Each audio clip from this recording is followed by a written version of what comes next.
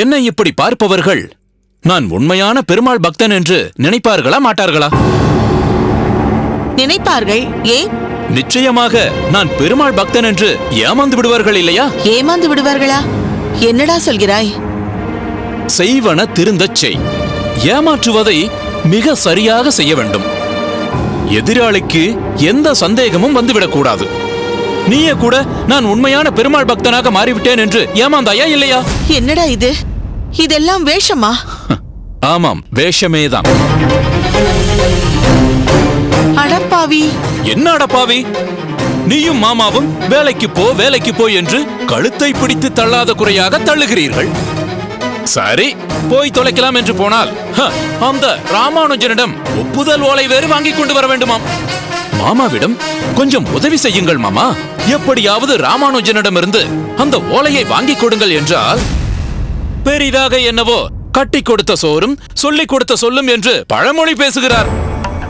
நானேதான் ராமானுஜனிடமிருந்து ஓலை வாங்கிக் கொள்ள வேண்டுமாம். அவர் சொல்வதும் சரிதானே. கல்யாணம் என்று ஆனதும் உனக்கும் ஒரு பொறுப்பு வர வேண்டாமா? நாளையே குழந்தை குட்டி என்று ஆன பிறகும் நாங்கள் உன் பின்னாலேயே வந்து கொண்டிருக்க முடியுமா?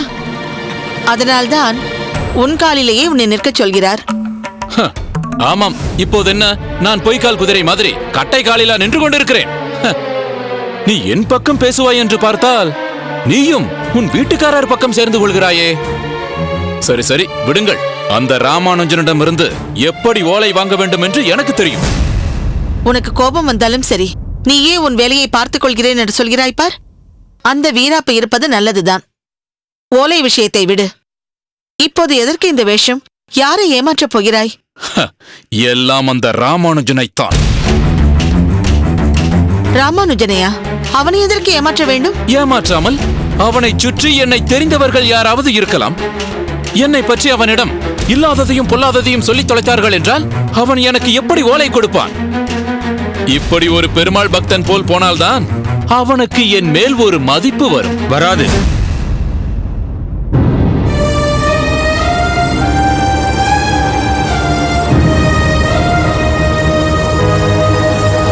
நிச்சயம் ராமானுஜனுக்கு உன் மேல் மதிப்பு வராது. எனக்கு ராமானுஜனின் பரந்த நோக்கு பற்றி தெரியும்.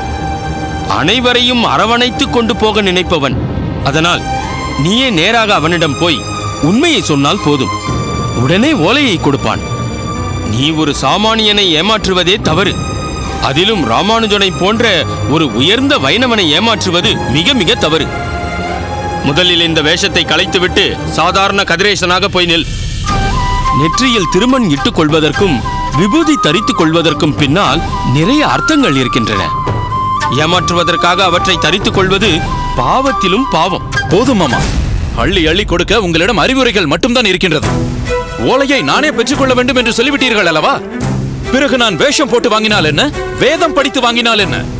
அது உங்களுக்கு தேவையில்லாதது. பார்த்து கொண்டாயா உன் தம்பியின் லட்சணத்தை? கண்ணீர் வடித்து வடித்து என்னை கரைத்து உன் தம்பியை மாப்பிள்ளையாக்கி கொண்டாயே, என்ன ஆயிற்று? உன் எதிரிலேயே என்னை அவமதிக்கிறான், பார்த்தாயா? போதுமா? நானும் அவனுக்கு நிறைய சொல்லி பார்த்து விட்டேன். 2 பேரும் அறிவுரை சொல்வதை நிறுத்திக் கொள்கிறீர்களா? நீங்களும் உதவி செய்ய மாட்டீர்கள், நானாக செய்வதையும் தடுக்கிறீர்கள். என் வழியில் எனக்கு நம்பிக்கை இருக்கிறது. ஓலையை வாங்கிக் கொண்டு வருகிறேனா இல்லையா என்று பாருங்கள்.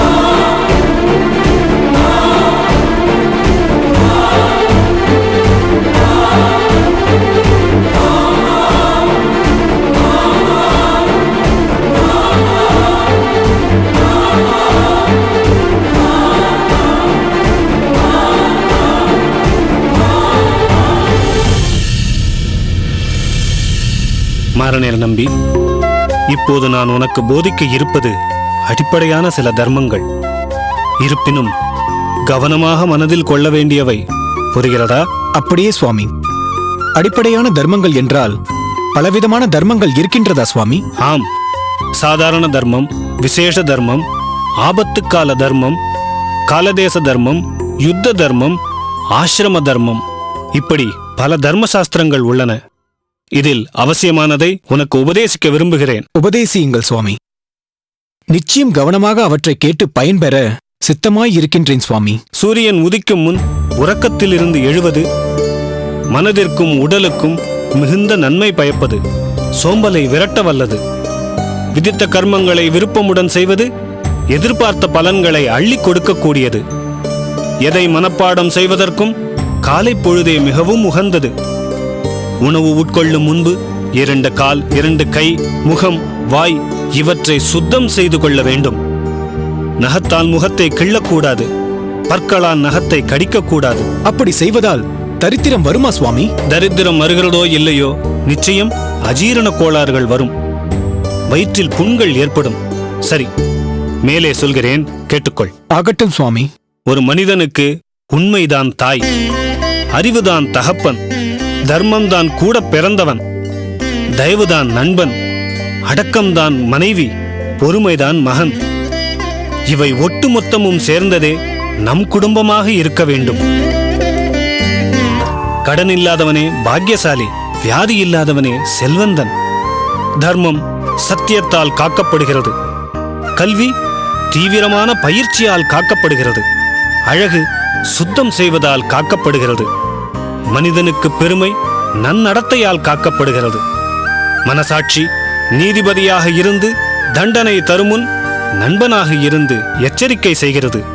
ஆபத்துக்கு உதவாத பிள்ளை, பசிக்கு உதவாத அன்னம், தாகத்தை தீர்க்காத தண்ணீர், வறுமை தெரியாமல் அதிகம் செலவு செய்யும் மனைவி, ஆசிரியர் உபதேசம் கேட்காத மாணவன், பாவங்களை தீர்க்காத தீர்த்தங்கள், இவை இருந்தும் பயனில்லாதவை.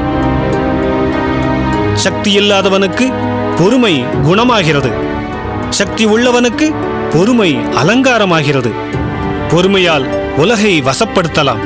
ஏன், பொறுமையால் எதை வேண்டுமானாலும் சாதிக்கலாம். நமஸ்காரம் நம்பிகளே. அடடே, வெங்கடாச்சலமா? நமஸ்காரம். நமஸ்காரம். வாரும் வாரும்.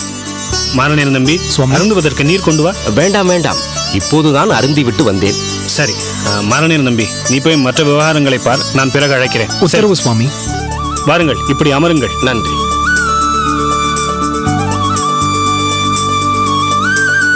என்ன வெங்கடாச்சலம், இப்பொழுதெல்லாம் ஊரில் இருப்பதில்லையா? கிட்டத்தட்ட அப்படித்தான் நம்பிகளே. இப்போது கடல் கடந்தும் வாணிபம் செய்கிறேன். அதனால் தான். மிகவும் நல்ல விஷயம்தான். சரி, என்ன விஷயமாக என்னை தேடி வந்துள்ளீர்கள்? விஷயத்தோடு தான் வந்திருக்கிறேன் சுவாமி. ஒரு காரியம், உம்மால் தான் அதை சரியாக முடித்து தர முடியும். உங்கள் நம்பிக்கை அப்படி. சொல்லுங்கள், அடியேனால் ஆக வேண்டியது என்ன? இவன் உங்கள் மைத்துனன் தானே? ஆமாம், மைத்துனன்தான். மாதவா, இவர் யார் என்று தெரிகிறதா?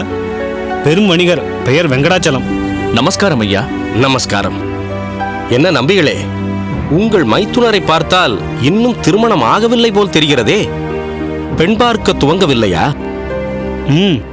இப்போதுதான் ஆரம்பிக்கலாம் என்று இருக்கிறோம். நல்லது நம்பிகளே. நான் வந்த காரியத்தை முதலில் முடித்து விடுகிறேன். என்னிடம் 100 வராகன் பொற்காசுகள் இருக்கின்றன.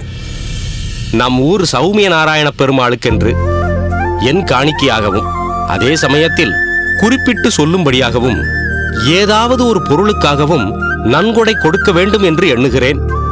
மிகப்பெரிய தொகை, மிகப்பெரிய மனசு. பெருமாளுக்கு என்று உசத்தியாக ஏதாவது செய்ய வேண்டும் என்று நினைக்கிறீர்கள். ஆம் நம்பிகளே. பகவானின் சங்கல்பத்தை என்னவென்று சொல்வது? இன்று காலை பெருமாளை சேவிக்கும் போதுதான் நினைத்தேன், நம்மூர் பெருமாளுக்கும் மற்றைய திவ்ய தேசங்களை மாதிரி ஒரு வைர கிரீடம் சாற்றினால் எப்படி இருக்கும் என்று. பாருங்கள், அதை உங்கள் மூலம் நிறைவேற்றிக் கொள்ளலாம் என்று நினைக்கிறார் போலும். பார்த்தீர்களா? நான் யோசித்திருந்தால் ஏதாவது சொற்பமாக யோசித்திருப்பேன். அதற்குத்தான் ஆலோசனை சொல்ல திருக்கோஷ்டி நம்பி போல் ஒருவர் வேண்டும் என்பது. என்ன ஒரு அற்புதமான யோசனையை தெரிவித்திருக்கிறீர்கள். வைர கிரீடம் எப்போதும் பெருமாளின் திருமுடியை அலங்கரித்துக் கொண்டே இருக்கும். மிக நல்ல யோசனை. யோசனைதான் உமக்கு ஏற்புடையதாக ஆகிவிட்டதே. இனி அந்த பொற்காசுகளை நீரே கோவில் அதிகாரியிடம் நேரில் சென்று கொடுத்து விடலாமே. அதில் ஒரு சிக்கல் இருக்கிறது சுவாமி. எத்தனையோ முறை ஒரு குறிப்பிட்ட தொகையாக பொற்காசுகளை கொடுத்து இன்னென்ன காரியங்களுக்கு பயன்படுத்திக் கொள்ளுங்கள் என்பேன். ஆனால் பாருங்கள், ஒரு முறை கூட இதற்குத்தான் இப்பொற்காசுகளை பயன்படுத்தினேன் என்று தெளிவாக முறையாக எனக்கு தெரிவிக்கவில்லை நம் கோவில் அதிகாரி. இப்போது நான் கொடுக்க நினைப்பதோ மிக பெரிய தொகை. எனவே தயவு செய்து குறிப்பிட்டபடி வைர கிரீடம் ஒன்றை சிறப்பான முறையில் செய்ய நீங்களே ஏற்பாடு செய்து விடுங்கள். ஒரு வாரம் கழித்து தங்களிடம் பொற்காசுகளை கொண்டு வந்து தருகிறேன். நல்லது. நல்லது, நான் புறப்படுகிறேன். நான் புறப்படுகிறேன் ஐயா. திருக்கோஷ்டி நம்பி சுவாமிகளே, உங்கள் மைத்துடன் கல்யாணம் நிச்சயமானதும் சொல்லுங்கள். அதற்கும் அனைத்து பருப்பு வகை உபகாரங்களும் என்னுடையதுதான். நான் வரட்டுமா? வாருங்கள்.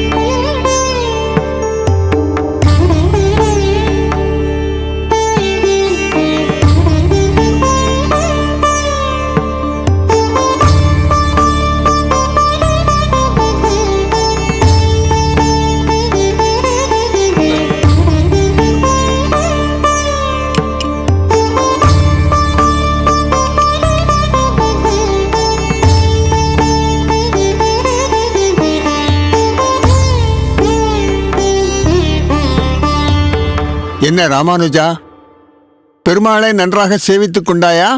திவ்யமாக. கூடவே யாரையோ அழைத்து வந்திருக்கிறாய். உன்னோடு வந்தவன்தானே இவன்? ஆம் சுவாமி. யார் இந்த பிள்ளை? என்னிடம் சொல்லலாம் இல்லையோ? தாராளமாக சொல்லத்தான் வந்திருக்கிறேன். இவன் என் புதிய மாணவன். பெயர் கதிரேசன். ஓ, தமிழ் பாசுர வகுப்பில் சேர வந்திருக்கிறான். அப்படியா? வகுப்பில் சேர்த்துக் கொள்வதற்கு முன்னால் புதிய மாணவனை கோயிலுக்கு கூட்டி வருவதை நீ ஒன்றும் வழக்கமாக வைத்துக் கொள்ளவில்லையே. இன்று இந்த மாணவனை கூட்டி வந்திருப்பது வழக்கத்திற்கு மாறானதாக இருக்கிறதே. ஆம் சுவாமி, அப்படி ஒரு வழக்கம் இல்லைதான். ஆனால் கதிரேசன் விஷயத்தில் சற்று கூடுதல் கவனம் எடுத்துக்கொள்ள வேண்டும் என்று தோன்றியதால் தான் இங்கு அழைத்து வந்திருக்கிறேன். பிரத்யேகமாக ஏதேனும் அர்ச்சனை செய்ய வேண்டுமா? வேண்டாம். ஆனால் தாங்கள் இவன் மீது பிரத்யேகமாக கவனம் செலுத்த வேண்டும். நாள் தவறாமல் இவன் பெருமாளின் திருத்துழாயும் தீர்த்தமும் பெற்றுக்கொள்ள வேண்டும்.